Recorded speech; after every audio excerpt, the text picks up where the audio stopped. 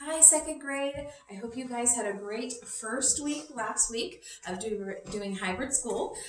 We are ready to go ahead and kick off week number 2. So this is your video for week 2. And we're going to talk a little bit more about division. So last week, Sister Candace introduced you guys to the concept of division. And so today I'm going to just show you a few other things that go with division, all right? So first of all, let's look at the multiplication problem I have up here. 2 times 10 equals 20. Now, we've been learning about multiplication, and you've heard Sister Candace say this word once or twice. The word is product. Remember that the product is the answer to a multiplication problem. So if I said, what's the product of 2 and 10? You would say 20, because that's the answer to 2 times 20. If I said, what's the product of 5 and 10? You would say 50, because 5 times 10 is 50. So a product is the answer to a multiplication problem. Now, I want to tell you what the word is today for the answer to a division problem. So let's look what the division problem that Sister Candace has here. I have 20 divided by 10 equals 2, all right? And so the answer to this problem would be 2. So the answer to a division problem is called the quotient.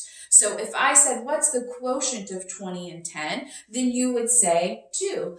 So the word quotient is the word that we use whenever we're talking about the answer to a division problem. So on your worksheet this week, you guys are going to see, it's going to ask you for the quotients to some problems, and I don't want that to confuse you or throw you off. The quotient is just the answer to a division problem. So it might say, write the quotients, or what is the quotient? And so again, I don't want that to throw you off. Just remember that a quotient is the answer to a division problem, all right? And then the other thing I'm going to review with you guys is our chart. We've made this in class before, but I went ahead and did it again because I want to review with you, because you're going to see some questions on your worksheet this week that's going to talk about gallons and quarts and pints, and there's even a few new ones that you guys are going to see on your worksheet this week. But let's remember our chart real quick. So remember the big G that's on here, the blue G, that stands for gallons. And we can think of a gallon like a gallon of milk, a gallon of ice cream. There are lots of things, a gallon of gas. Those are all things that we can think about when we think about a gallon. So the big blue G, that stands for gallon. Now inside the gallon, we see these yellow ones right here, which are quarts.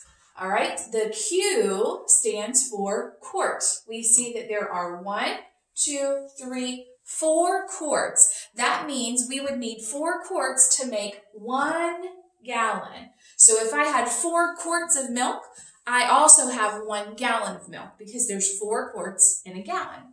Now inside the quart, I see 2 pink peas. So there's 2 peas here, 2 peas here, 2 peas here, and 2 peas here. So that means that I need 2 pints. The P stands for pints. So I need 2 pints to make 1 quart, or I need 2, 4, 6, 8 pints to make 1 gallon. All right.